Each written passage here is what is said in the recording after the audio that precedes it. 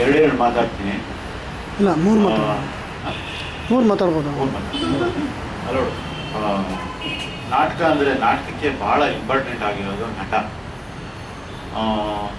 ಈ 25 ವರ್ಷದ ಮುಂಚೆ ಅಂದರೆ ಸಿನಿಮಾ ಅವರೆಲ್ಲ ಮಾಡ್ತಿರ್ಬೇಕಾದ್ರೆ ನಟ ಪ್ರಧಾನವಾಗಿತ್ತು. ಅಂದರೆ ನಟ ಪ್ರಧಾನ ನಾಟಕಗಳಾಗ್ತಾಯಿತ್ತು.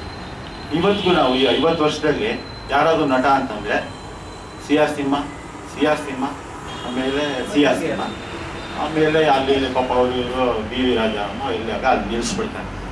ಅದು ಯಾಕೆ ಅಂತಂದರೆ 25 ವರ್ಷ ಮುಂಚೆ ನ್ಯಾಷನಲ್ ಸ್ಕೂಲ್ ಆಫ್ ಡ್ರಾಮಾ ಇಂದ ಬಂದ ಡೈರೆಕ್ಟರ್ಸ್ ಎಲ್ಲರೂ ಅವರು ನ್ಯಾಷನಲ್ ಸ್ಕೂಲ್ ಆಫ್ ಡೈರೆಕ್ಟರ್ಸಿಂದ ಬಂದಿರೋರು ಎಲ್ಲರೂ ಡೈರೆಕ್ಟ್ ಮಾಡಿಕೊಂಡೇ ಇದ್ಬಿಟ್ಟು ಯಾರೂ ನಟರು ಆಗಲೇ ಇಲ್ಲ.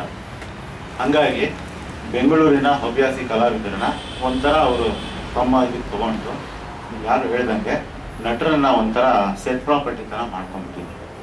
ನನಗೆ ಭಾಳ ಖುಷಿಯಾಗಿದೆ ಏನಂತಂದರೆ, ನಾನು ವೆಂಕಟೇಶ್ ಹೇಳಿದ್ದೀನಿ, ಇವಾಗಲಾದ್ರೂ ಈ 25 ವರ್ಷದಲ್ಲಿ ನಾನು ಬಂದು 25 ವರ್ಷ ಆಯಿತು.